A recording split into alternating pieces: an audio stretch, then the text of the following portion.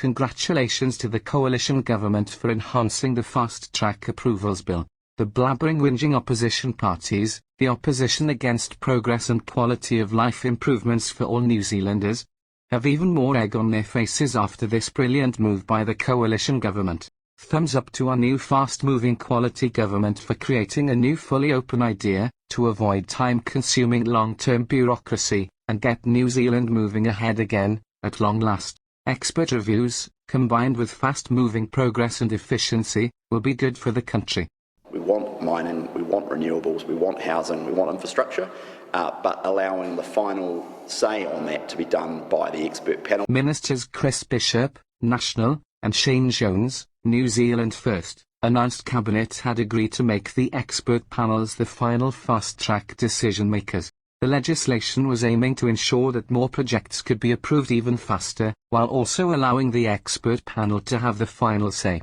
Needless to say, the opposition parties were gobsmacked. Chris Bishop said having a single place to approve important projects would make it easier to build houses, develop mines, and construct all kinds of much-needed infrastructure.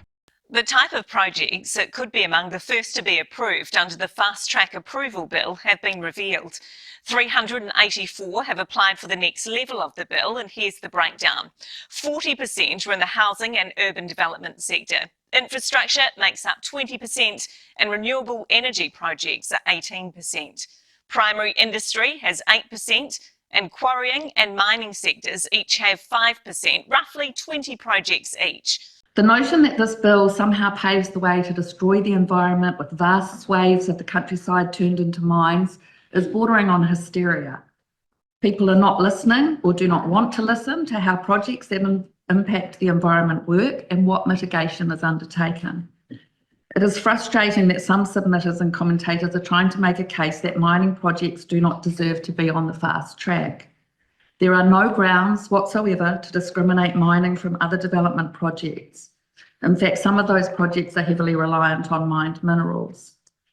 Almost everything we depend on every day is either made from minerals or relies on minerals for production and distribution. Shane Jones said this new setup was much better than the existing fast-track process designed by the previous failed Labour government, because it has the various laws and authorities, all in one. High-ranking Maori leader CEO Helmut Modlik praised the coalition government for their enhanced improvements.